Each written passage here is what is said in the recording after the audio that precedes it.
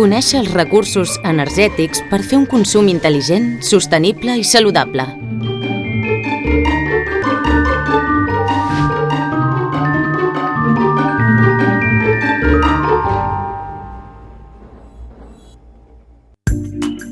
El recorregut de l'energia contribueix a crear consciència entre els estudiants de Catalunya sobre l'estalvi, el consum energètic eficient i l'ús de les energies renovables. Afavoreix l'adquisició d'hàbits saludables en el consum d'energia i fomenta l'interès pels temes energètics.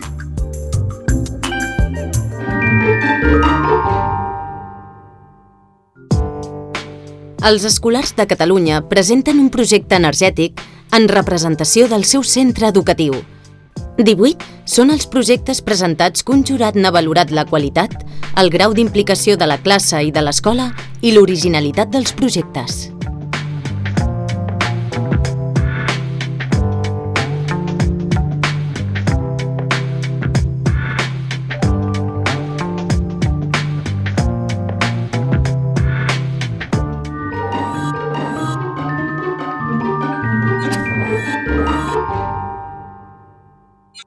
IES, flors i calcat. El joc del biobat. El projecte consisteix en construir un joc de taula en què els concursants, responent correctament tota una sèrie de preguntes relacionades amb les energies i les seves fonts, aconsegueixen uns punts anomenats biobats. El joc consisteix en començar a jugar amb una targeta objectiu que ens diu el nombre de biobats de cada color que s'han d'aconseguir al llarg de la partida. Qui guanyi tots els biobats de colors que li digui la seva targeta objectiu, guanya la partida.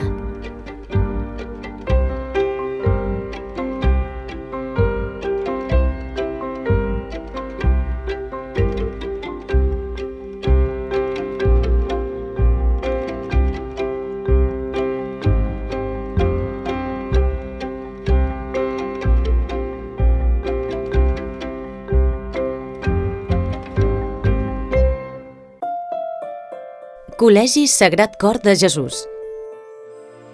Fem cuines solars parabòliques amb BUT.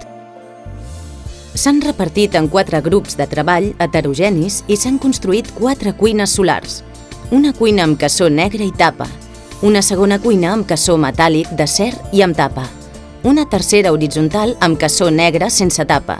S'ha tapat el forat petit de l'embut fent com un tap amb paper metal·litzat i s'ha col·locat la cuina horitzontalment per a poder acumular millor l'energia. I una última cuina inclinada amb cassó negre sense tapa.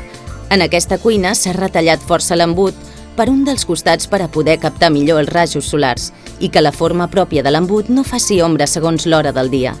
Amb els models diferents de cuina s'ha pogut observar quina és la cuina que capta millor l'energia solar. Per recollir les dades amb més precisió, s'han fet 4 gràfics amb taules diferents on s'ha posat el nom del tipus de cuina que és i les hores de recollida de les mostres. SAPE al turó. L'energia hidràulica al riu Tenes.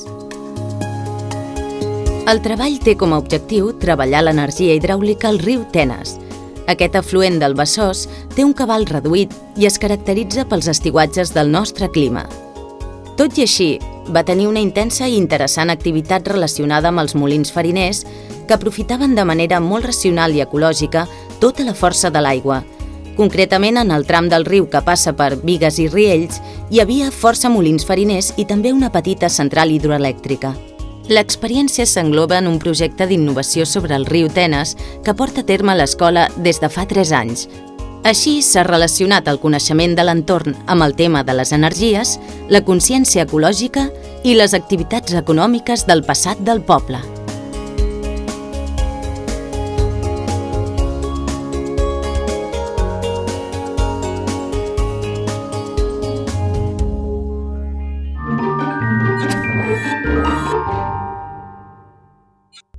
Escola Cor de Maria de Valls. Hidrogen. En la societat actual hi ha una forta dependència de combustibles fòssils que a més provoquen el canvi climàtic, així com el creixement desmesurat del consum energètic. Ambdues coses provoquen una dependència energètica d'uns països envers altres provocant inestabilitat. Per tant, cal potenciar un canvi del model energètic, tan important és fer un ús responsable de l'energia com trobar la manera d'utilitzar els recursos renovables de cada país eficientment. Els aerogeneradors poden provocar distorsions a la xarxa elèctrica, ja que la producció no és constant. Una manera de solventar-ho és emmagatzemar aquesta energia i poder-la subministrar de manera molt més controlada. Si es continuen implantant més parcs eòlics, es pot donar el cas que la xarxa elèctrica no sigui capaç d'absorbir tota l'energia que es produeixi.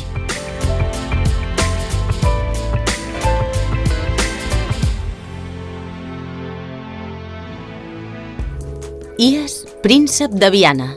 Aprofitem al màxim les energies netes. El projecte consisteix en el disseny i construcció d'un aerogenerador eficient.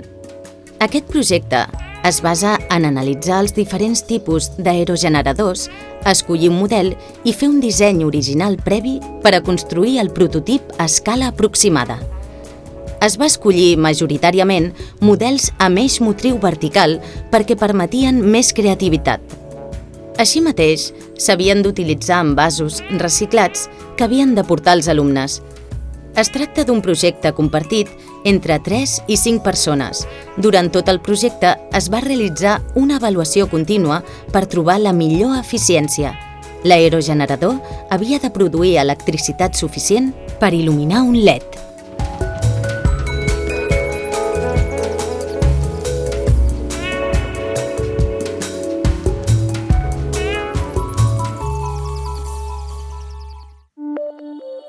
IES Santa Eulàlia. Energia solar, estalvi a la llar. L'objectiu del projecte és conscienciar els alumnes de l'estalvi energètic que pot suposar l'energia solar a casa, tant en l'estalvi d'electricitat provinent de fonts convencionals no renovables amb l'ús d'energia solar fotovoltaica, com en l'estalvi de calefacció si fem un bon ús de les finestres i dels seus components. L'exemple és una casa bioclimàtica dissenyada per aprofitar millor l'energia solar, amb la teulada inclinada per suportar una placa fotovoltaica i un gran finestral en la façana orientada al sud. A la façana nord hi ha 2 finestres més petites perquè en aquesta orientació no hi toca el sol i podrien produir pèrdues de calor. Aquesta casa, més ecològica, utilitza un llum de baix consum que hem construït amb LEDs d'alta eficiència.